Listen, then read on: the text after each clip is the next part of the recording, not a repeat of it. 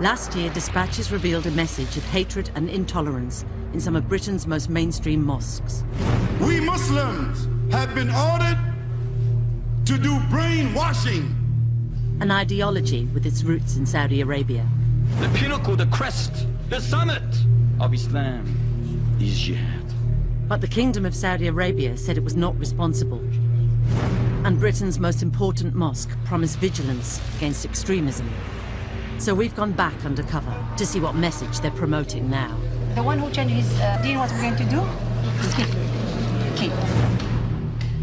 The last day will not come until the Muslims fight the Jews and kill them.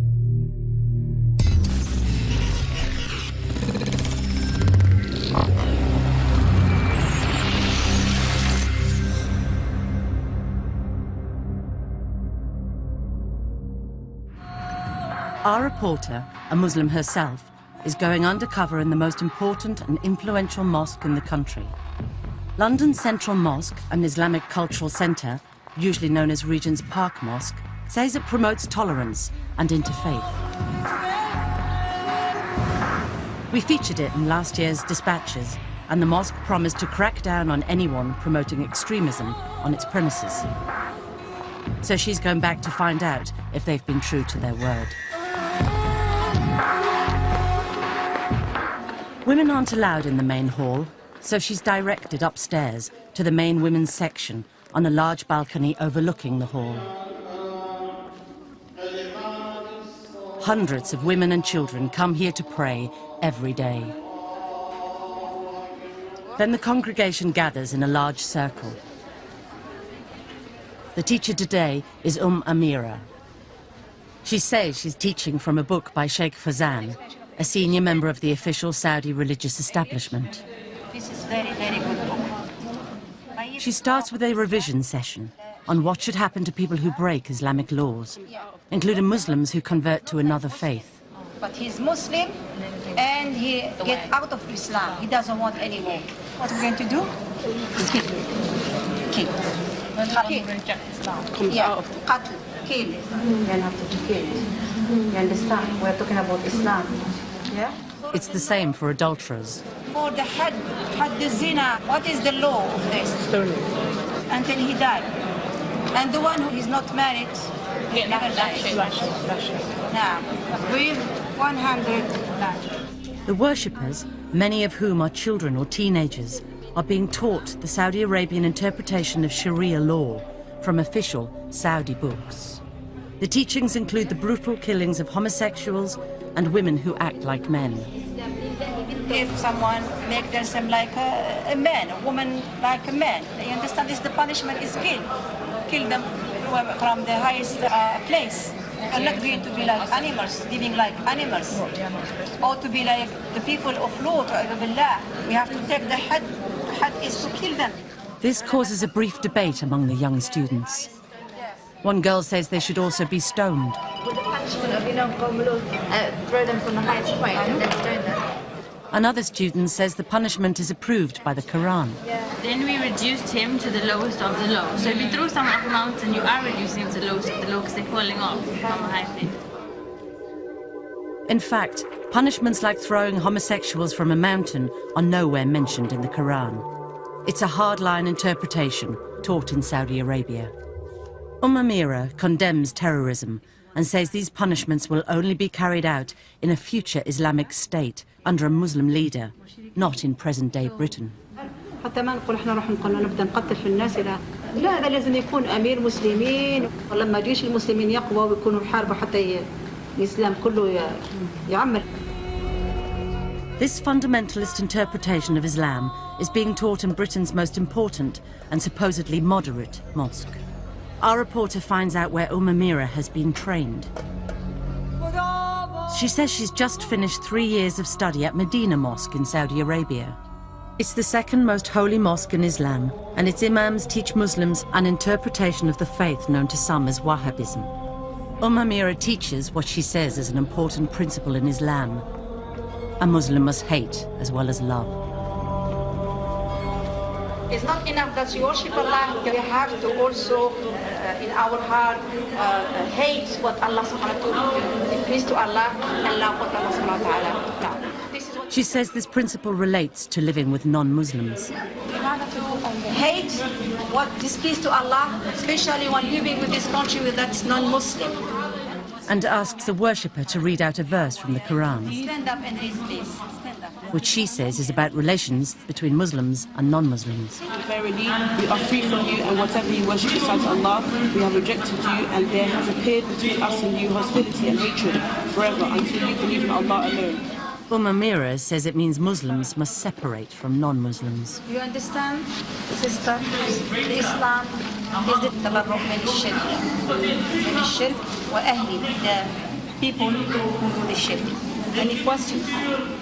After the lesson, our reporter approaches Amira to ask her to clarify her teaching. You know, when we talked about the love and enmity for Allah, how do we apply that? How as a Muslim do I apply that? Yeah. Muslims should show good manners to non-Muslims and can try to convert them to Islam, but cannot befriend them. She uses the Arabic term kafir, meaning disbeliever or infidel. To be good friend, give them all about our secret, understand? You have to be friend with them. That is not allowed. Because the wala is only to Muslim, not to the kafir. Amira says she's learned this doctrine of separatism in Saudi Arabia, whose clerics preach a brand of Islam often called Wahhabism. Wahhabism is opposed to the diverse and tolerant traditions of classical Islam, according to moderate British Muslims like Sheikh Musa Admani, an imam who's advised the government on Islam. The Saudi Wahhabi worldview is very narrow. It's extremely intolerant. This extreme intolerance comes out of seeing non-Muslims as basically non-human. Intolerance, hatred, dislike, this is not Islamic teaching at all. Separating from disbelievers is the official theology of the Saudi state, according to Saudi academic Professor Madawi al-Rashid. The Saudi religious scholars adopt a very strict and radical interpretation of the status of a Muslim minority in a non-Muslim society. A true Muslim should not associate with infidels. So you are physically here, but mentally, socially, religiously, you belong elsewhere. Now we've found this message of segregation being taught at the most important mosque in the country. It's visited by world leaders and even has its own interfaith department, which organises visits from government, the civil service, representatives of other religions, and thousands of British schoolchildren a year. The mosque says the aim of these visits is to promote understanding and respect between the communities. Our reporter is filming as some of the interfaith groups are brought into the women's area. So this is what we have in our heart. It's just on this occasion, Amira meets them. God, let me know how to reach you, the right way.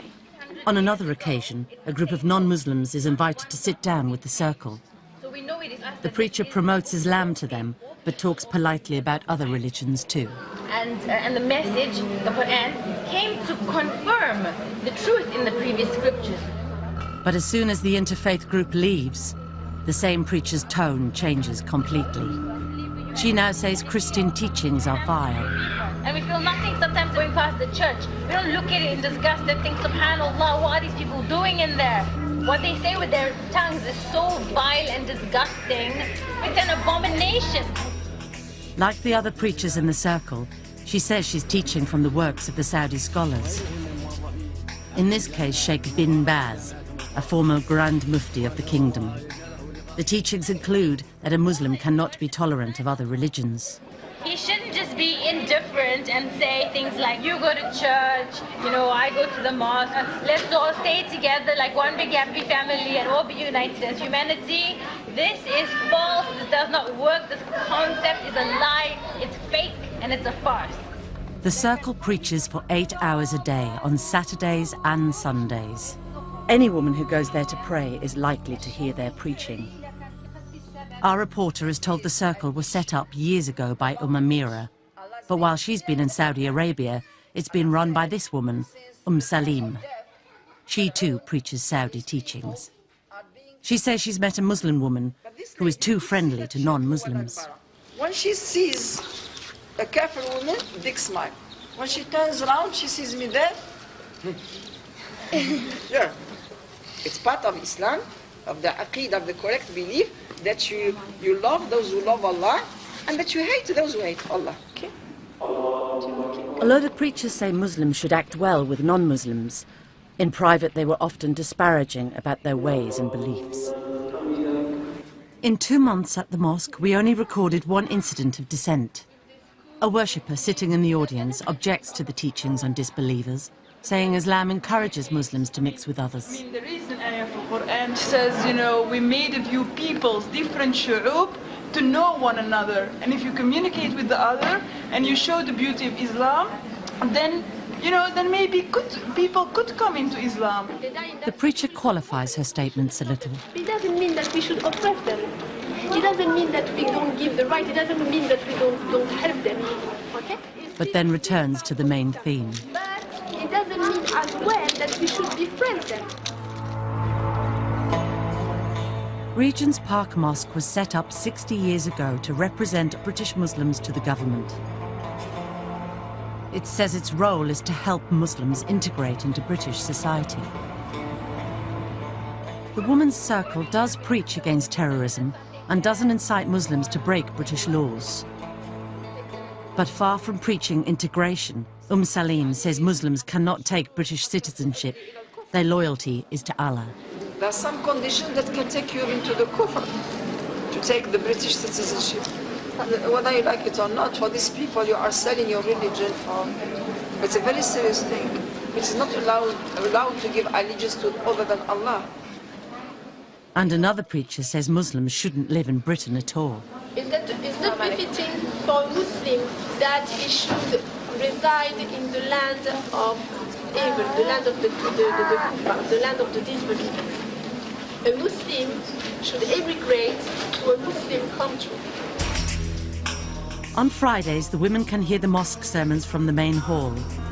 These sermons are given to 1,000 or so worshippers by the mosque's official imams, who by historical agreement have been supplied by the Egyptian government and are trained in Egypt. These sermons, our reporter heard, were very different from the Women's Circle's teaching, stressing a tolerant and diverse Islam. But our reporter has found that upstairs, British women are being constantly exposed to hardline Saudi teachings. There are other links between Britain's Central Mosque and Saudi Arabia. It's been heavily funded by the kingdom, and the mosque's Director General is from Saudi Arabia.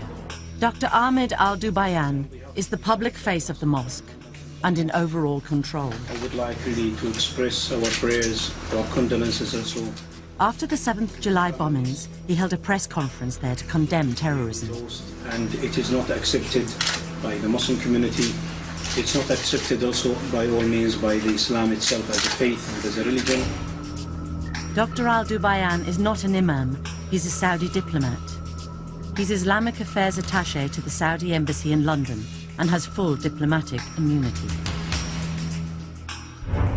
Dr. Al-Dubayan told us that some of the preachers, including Amira, were unknown to him. He said Salim had requested permission to be an authorized teacher at the mosque, but had been refused, as she did not supply references and written information about her teachings and views. He and the mosque had not known of her teachings and views, which did not reflect those of Regent's Park Mosque. He said, "The ICC is committed to interfaith and cross-cultural understanding. It does not support or condone extreme views, racial hatred, violence or intolerance." Salim told us, "We are not blind followers of any government or any clerics. We do criticize other religions just as other religions criticize Islam. However, this does not mean that we show intolerance, aggression or violence to people of different faiths. And we have often emphasized that the Muslim's attitude towards his or her non-Muslim counterpart is one of fairness, compassion and tolerance. We encourage integration into society." She said the comments that Muslims could not take British citizenship were erroneous and apologized for them. She said, "Whilst it is recommended for a Muslim to migrate to a Muslim country, it is not obligatory." In last year's dispatches, we found the mosque's official bookshop was selling a number of speeches by preachers promoting hatred and intolerance. كافر يا لطيف. The worst word that can ever be written. Dr. Al-Dubayan told us the bookshop was independently run by a company called Dar al Salam International Publications, a British company with links to Saudi Arabia. But he said he was seriously concerned and said that the DVDs had been removed immediately, pending an investigation. And he called on all British Muslim organisations to be vigilant about the message being spread on their premises, either during talks or on recorded DVDs. So our reporter went back to the bookshop and went to the same shelves to see if he had been as good as his word. But despite his promises, she found they're still selling the speeches of exactly the same preachers we identified last year. They're still selling DVDs of Murtaza Khan, a British school teacher and preacher. In this one, he attacks the Western idea that women can be independent from men. The mental capacity of this society teaches you, I'm a woman in my own right. I can get my own job. I can get my own funding. I can get my own welfare. I can get my own flat. I can get my own home. I can get my own state benefit. I don't need you in my life. What is that? Deception of the devil. And says men should control them. A man is stronger than women, but men today don't know how to take care of their families. That's why their women walk loose. Their women speak loose. And that's their evil society, that Muslim society has become like that today. And they're still selling DVDs of Sheikh Faiz, who was trained to preach in a Saudi religious university, condemning disbelievers. The kafar are kafar. Who cares what they do? They do the most evil, filthy things. The disbelievers, the evil, wicked, mischievous people. Balak, you can see the evil in that face. Do not mix with people who do not prostrate to the oneness of Allah Ta'ala, who do not prostrate to the Almighty Lord. Keep far away from people like that. Last year we found DVDs of him calling Jews pigs who would be killed at the end of the world. In this new one from the bookshop, he is still condemning Jewish beliefs and Jews themselves. The leader of pride or arrogance are no other than the Jews. Wallahi, they got the most extreme racial pride in them. An abominated, filthy, disgusting, gross belief. Their time will come, like every other evil person's time will come. And they're selling more speeches by Sheikh Khalid Yassin, who learned Arabic in Saudi Arabia. In some of the DVDs we found, he says Muslims could have a constructive relationship with non-Muslims. But in this DVD, he praises the Sharia law practiced in Saudi Arabia, saying he's witnessed public beheadings there. When you enter Saudi Arabia, everybody knows how everything goes. They're the only ones that have the power and who have the audacity and who have the principle to continue punishing the people as Allah subhanahu wa ta'ala say punish them. At least I say we Muslims should have that kind of power all over the world. And that people can see people without hands. People can see in the public heads rolled down the street. People got their hands and feet from opposite sides chopped off and they see them crucified. They see people get punished. They see people get put up against a pole and see them get lashed in the public. They see it. And because they see that, that acts as a deterrent for them because they think about that. They say, oh, I don't want that to happen to me. Sheikh Yassin told us his comments should be considered in context. He said he did not support or promote Saudi Arabian government policy or religious rhetoric, and said capital punishments are carried out by many states and governments. He said, that lecture was aimed at reforming the Muslim people, the Muslim society and the Muslim world, to be adjudicated by the sovereign Islamic State, when one exists. Dar es Salaam International Publications told us the bookshop sells a wide range of material which they do not necessarily agree with. They said, we try to represent a variety of opinions through the products we sell, in order to spread peace, respect, tolerance and understanding. We were unable to contact Murtaza Khan. However, last year he told dispatchers, My discourses have never been delivered with the intent to malign any individual group or race. They are delivered to inspire Muslims to better themselves and then to play a positive role for their own and wider community in Britain. Dr. Al-Dubayan reiterated that the bookshop was run by an independent company. He said, "Despite having no control over the bookshop, we met with those running the bookshop after your program was broadcast. We made it clear that it was not acceptable for the bookshop to stock materials containing extremist views, as we consider these materials to be offensive and contrary to the aims of the ICC. We were assured all offending material had been removed and systems put in place to prevent this reoccurring." Dr. Ghayasuddin Siddiqui founded the Muslim Parliament in Britain and is director of the Muslim Institute, Britain's oldest Islamic think tank.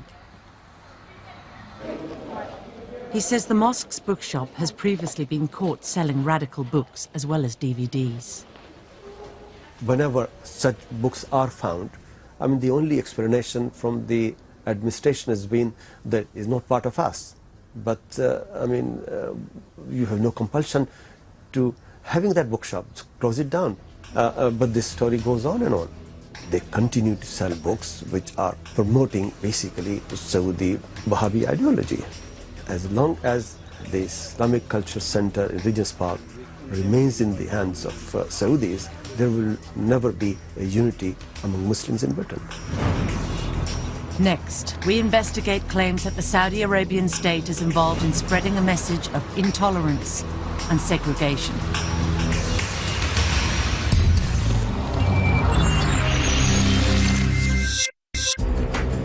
A Dispatches reporter is filming undercover inside Regent's Park Mosque. It's the most important mosque in the country, and one which claims to be dedicated to promoting moderation and integration. But she found its official bookshop selling speeches attacking non-Muslims. Disbelievers, the evil, wicked, mischievous people. And preachers teaching British Muslims to separate from non-Muslims and their society, and to believe in Islamic states with extreme Sharia law. The one who changed his deen, what we're going to do? Kill.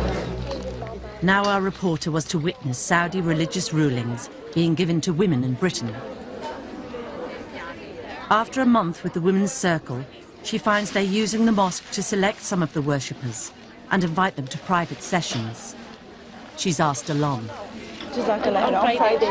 Would you be able to come? Yes, inshallah. Let me write for you my address, inshallah. She heads for the meeting. It's taking place in a private house in North London.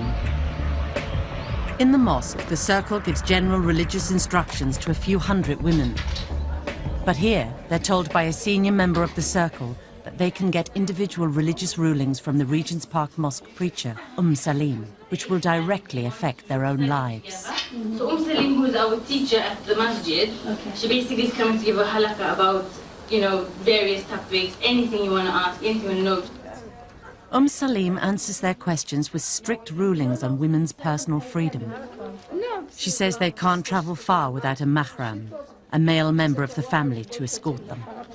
Whoever believes in Allah should not travel without a mahram. This alarms one woman in the audience. Sister, me and my husband, we can't go together. So what do I do if I want to go? Yeah. She's told she can't travel by herself. So what do I do? You go with your husband. The British government says empowering Muslim women is a key part of its strategy against extremism. This year, Gordon Brown launched an advisory group of Muslim women to encourage integration into British society and greater participation in the workplace. The important thing for our country going forward is that every single citizen feels that they have a part to play. The aim is to help tackle radicalism, according to Saudi academic Dr. May Yamani. The current British government's policy is about empowering women to be part of the community where they live and participate and get jobs. This policy is certainly very important to keep real moderation in the community. Regent's Park Mosque says it aims to help Muslims integrate into society But in the private sessions, Salim criticizes Muslim women who do so. We are going to see Muslims in every sphere of the everyday life in this country. I see Muslims, it breaks my heart when I see them working in banks, short sleeves, sometimes this tight, scarf like this, makeup, you know, being with the kufa all the time, even speaking with the language. She learns that this woman has a job in the health service. No, is the job okay? The job that you are doing, does it involve anything haram or Yes, no. No, I or work in halal? pathology, hematology, just blood tests. Just blood tests? Yes. And they don't allow you to wear jilbab? Salim finds out that the woman can't wear a jilbab, a full Saudi-style Islamic covering, while at work. And she's working alongside men, which is forbidden by Saudi scholars. Do you work only with females? No. Salim says this is not acceptable. You know that working in an environment that is not Islamic, working with the kuffar, always takes you away from the deen and hardens your heart. And it will be lying to you if I say it's okay. We asked Dr. Yarmani what she thought of this kind of Saudi teaching being spread to British Muslims. My reaction to this, restricting women a job in a hospital, performing their job and working with patients at a hospital because of type of gown they're wearing, or restricting the movement of a woman in the street, in London, or anywhere in Britain, my reaction is, this is not Islamic. Before there was anything. They're not even justified by the basic Islamic texts. Salim denied to us the meetings were clandestine. She said the rulings that women could not travel alone and could not work if it conflicted with religious requirements were totally justified by Islamic texts. She said, "You may regard these juristic and textual rulings as extreme restrictions, but we see them as our way of life and a liberation of the soul."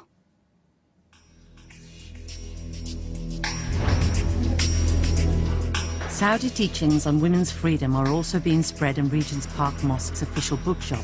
They're selling the religious rulings known as fatwas of the top official Saudi scholars, such as Sheikh bin Baz, the former Grand Mufti. The rulings say women are mentally inferior. Men are superior to women in general. And restrict their right to work or travel on their own. When women go to work in the workplace of men, it is in clear opposition to the texts of the Sharia that order the women to remain in their houses and fulfill the type of work upon which Allah has fashioned her nature. And it tells fathers they can marry their daughters off before they reach puberty without their permission. Last year, dispatches showed how Saudi religious rulings like these were being spread throughout major mosques in Britain.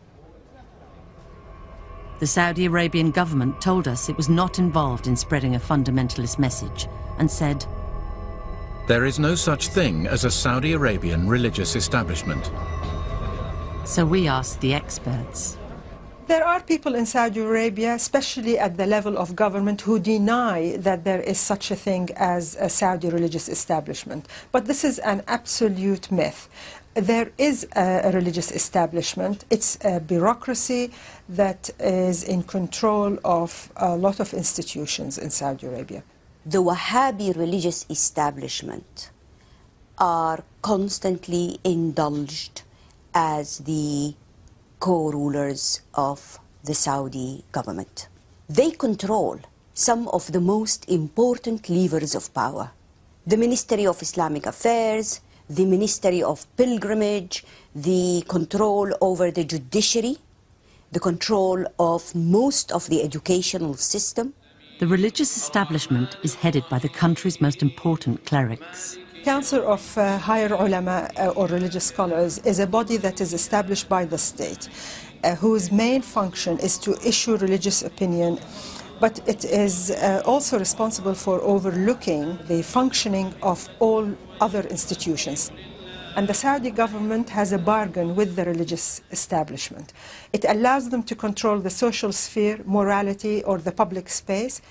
In return for that, they get subsidies, they get their salaries, but also it gains their acquiescence. So the religious establishment in Saudi Arabia is an integral part of the system. Whether the ruling elite admit that or not. The Saudi government has spent billions of pounds spreading Islam around the world. During the reign of the late King Fahd, only from the 70s to the mid-80s, King Fahd has spent $75 billion funding schools, madrasas, mosques, charities throughout the world. Official Saudi websites give the figures. The result is some 210 Islamic centres wholly or partly financed by Saudi Arabia, more than 1,500 mosques and 202 colleges, and almost 2,000 schools in non-Islamic countries. Saudi funding has a huge effect on British Muslim life, according to some Muslim commentators. Saudi Arabia has immense influence in Britain through their support of mosques and imams. When the Muslim community came to this country, they were not organized and they did not have enough resources. So they went to Saudi Arabia to collect funds, and through that thing they were able to influence, propagate their ideology all over this country. Many preachers in Britain have been trained in Islam in Saudi Arabia, like Amira, whom our reporter filmed preaching at Regent's Park Mosque. She spent 3 years studying at Medina Mosque. This is the official website of the Saudi Ministry of Islamic Affairs. It prints the sermons of Saudi imams and gives an idea of some of their teachings on non-Muslims. Fellow Muslims, following the kafir is disgraceful, while disobeying them is mighty. When a kafir dies, the whole of humanity is relieved. Beware of taking them as friends. You should hate them, disown them and their religion. This Saudi imam is overcome with emotion while reading a Quranic verse cursing Jews and Christians.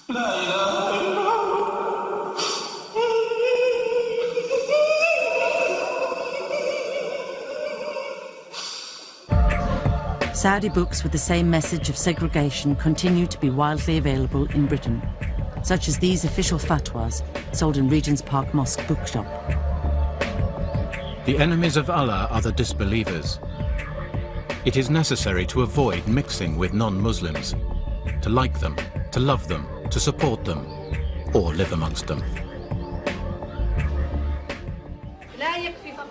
We found Saudi Arabian religious teachings being spread at Britain's Central Mosque, which is run by a Saudi diplomat. This is another Islamic institution in Britain, funded by Saudi Arabia. The King Fahd Academy in West London is an independent day school for 500 Muslim children, run under the support and supervision of the Saudi Embassy. Dr. Al Dubayan, the head of Regent's Park Mosque, sits on the board of trustees. In 1998, the school started teaching some of the pupils the same official education curriculum that's taught to children in Saudi Arabia. Colin Cook is a Muslim convert and worked at the school as an English teacher. 18 months ago, he was dismissed after raising concerns that some of the children were cheating in exams. But this year, he won £70,000 for wrongful dismissal at an industrial tribunal. After he left, a contact still there passed him official Saudi textbooks from the school. The books carry the stamp of the Saudi Ministry of Education. The books teach that other religions are worthless. One quotes a Quranic verse. Those whom God has cursed, he turned into monkeys and pigs. And in a footnote says, it is said that the monkeys are the Jews, the pigs are the infidels of the table of Jesus, the Christians. And another passage sets the children a test. I read that the books were asking the children to describe the repugnant characteristics of the Jews, and I found that repulsive and appalling. I believe these textbooks will poison the minds of anyone that reads them. The King Fahd Academy said it agreed that the passages were inappropriate, but said that they had never been taught at the school. The books had now been disposed of, and the Saudi curriculum had been phased out altogether. It said the passages on Jews and Christians related to an Old Testament event. It does not imply or infer that this is a general comment on these faith groups today. It said Ofsted had found that its pupils showed good empathy and tolerance of others' views.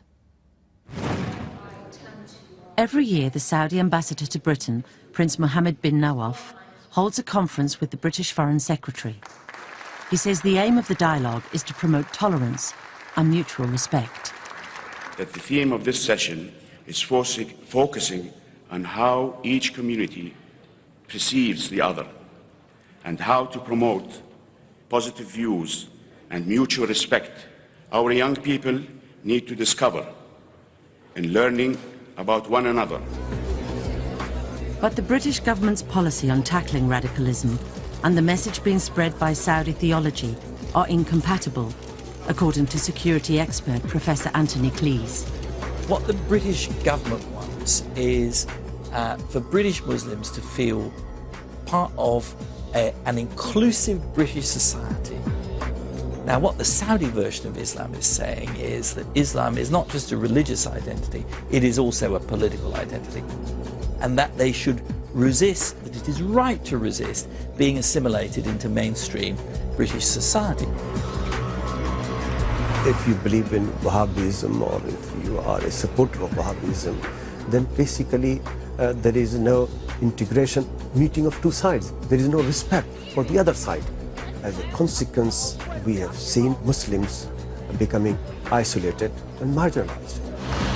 By the government's own thinking, separateness makes it easier for British Muslims not to regard Britain as their homeland, but as the enemy. Next, our reporter goes undercover in a third major UK Islamic institution to get first-hand evidence of the kind of Saudi material being spread in UK mosques.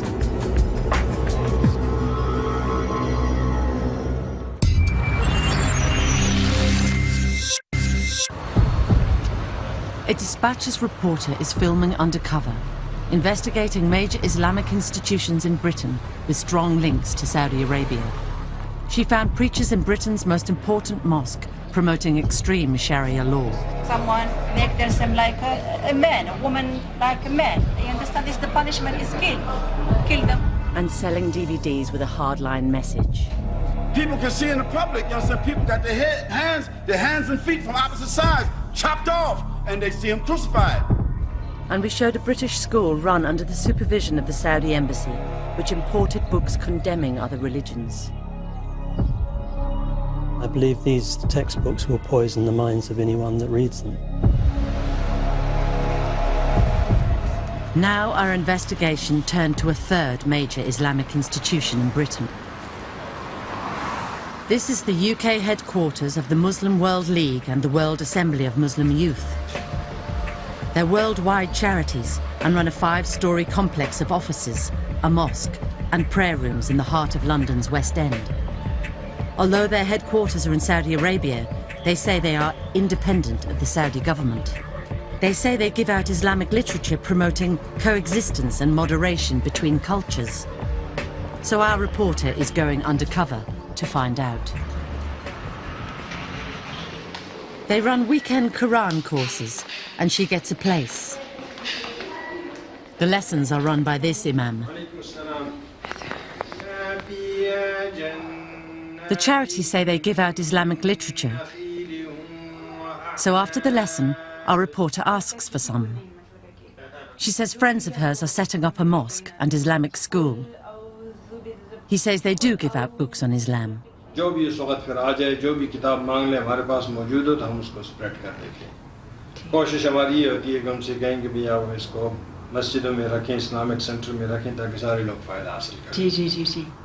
He says they mostly give out English translations of the Quran.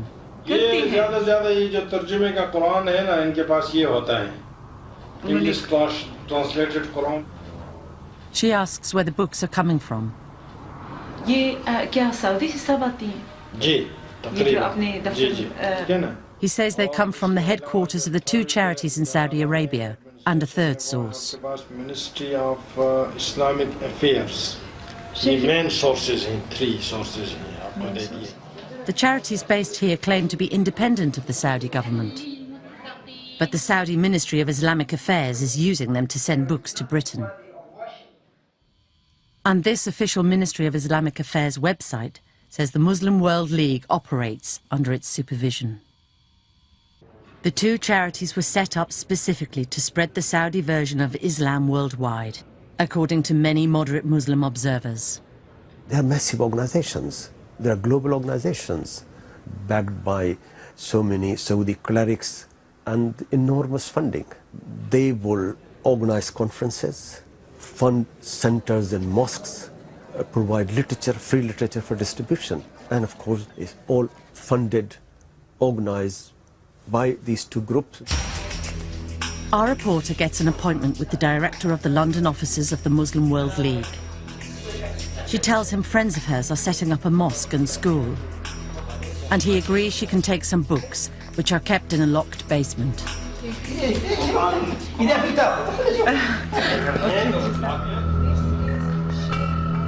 With another undercover reporter who is posing as a friend, she goes along to pick them up. The imam unlocks the basement. The room is full of books. Our reporters are given a number of books. Nearly all of them are from Saudi Arabia. Some condemn terrorism, others are straightforward guides to Islam and don't promote extremism. But others preach the same teachings our reporter had found being spread at Regent's Park Mosque, including works by the former Grand Mufti Sheikh bin Baz, advocating violent Sharia law punishments, such as death for Muslims who believe homosexuality is permissible. It is permitted to shed his blood and take his belongings. The books say love, support, loyalty and friendship with disbelievers is forbidden. Muslims must do jihad until all countries are ruled by Islam. If some of the people of the non-Islamic countries stand against Islam, they must be fought. And they must act upon the reported words of the Prophet. The last day will not come until the Muslims fight the Jews and kill them. Our reporter was given a sample copy of the translated Qurans they distribute in Britain. It's brand new, published in the last 2 years, and is produced under the supervision of the Saudi Ministry of Islamic Affairs. It bears King Abdullah's own seal of approval. We showed the new translation to Sheikh Musa Admani, who studied Islam at India's top religious universities. Whoever believes in Allah in the last day. A number of verses in the Quran preach peace and tolerance between Muslims, Jews and Christians. But the Saudi Quran contains footnotes saying these verses are no longer true, a narrow interpretation not followed by moderate Muslims. These scholars from Saudi Arabia are saying that it has been abrogated, it's been cancelled, it does no longer apply, because it doesn't fit in well with the ideology of segregation. Another footnote explicitly preaches segregation. This indicates that a Muslim should not stay in a non-Muslim country. Now, it's interesting. He's translating the Quran. Okay.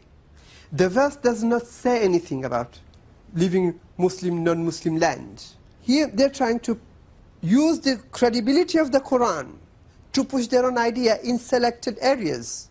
The underlying motive here is to find a way of continuously implanting this permanent wedge between the wider British society and the younger Muslim living in Britain. He says King Abdullah's new translation has removed some objectionable material from previous Saudi versions. Made a bit of improvement, but it's not good enough. The Muslim World League told us some of the books we quoted from had been donated to them 10 years ago, assessed, considered not suitable for distribution, and left in the basement. With regards to the translation of the Quran, it said, "No translation is perfect, and not every interpretation is agreed. You have managed to find a few footnotes which you dislike, and which most readers probably do not even bother to read." It said any allegation that it is promoting a theology of intolerance, separatism and extremism was offensive and entirely untrue. The Royal Embassy of Saudi Arabia told us that the King Fahd Academy, the Muslim World League and the Islamic Cultural Centre and Central Mosque were not part of the Saudi Arabian government or its instruments. It said, "The Saudi Arabian government does not advocate or support the bigoted beliefs of extremists, and there is no such organisation as the Saudi Arabian religious establishment." It said Saudi Arabia promotes tolerance and mutual understanding and is at the forefront of international campaigns to stamp out and rehabilitate extremists. The British government says Saudi Arabia is its partner in tackling extremism, but critics say it's turned a blind eye to the importation of Wahhabism for years. Dennis McShane was a Foreign Office Minister from 2002 to 2005 and became worried at the government's attitude to radical Saudi teaching. The British establishment, in my judgment, in the sense of Whitehall, senior ministers, refused to look at the penetration of Wahhabism into schools, into mosques. The ideology of what Wahhabism promotes is deeply inimical and dangerous to British values, but at the other level, this was a huge source of revenue for British companies, British state, British people, and that stopped, I think, any robust criticism of the Saudis. We were not firm enough in saying you should not export Wahhabism. He says the 7th of July bombings have been a wake-up call to ministers, but the government still doesn't take a strong enough line with Saudi Arabia. Clearly, Britain is a big trading state with an important defence industry, needs a relationship with Saudi Arabia, but we have to say quite clearly you can't export anti-Jewish, anti-democratic, anti-Western, anti-rule of law, homophobic, anti-women ideology dressed up as a religion. That is not acceptable. The British government told us, "We have put in place robust legislation to combat incitement to religious hatred, violence and terrorism. All individuals and organisations based in the UK are subject to this legislation, regardless of the provenance of their funding or connections to third countries, Saudi or otherwise." The petrodollar money coming from Saudi Arabia has basically distorted the growth and development of Muslim community in Britain. That's what I accuse them of. It's a distortion of Islam itself. The abuse and misuse of this great faith of mine, and not only mine, but of my children as well.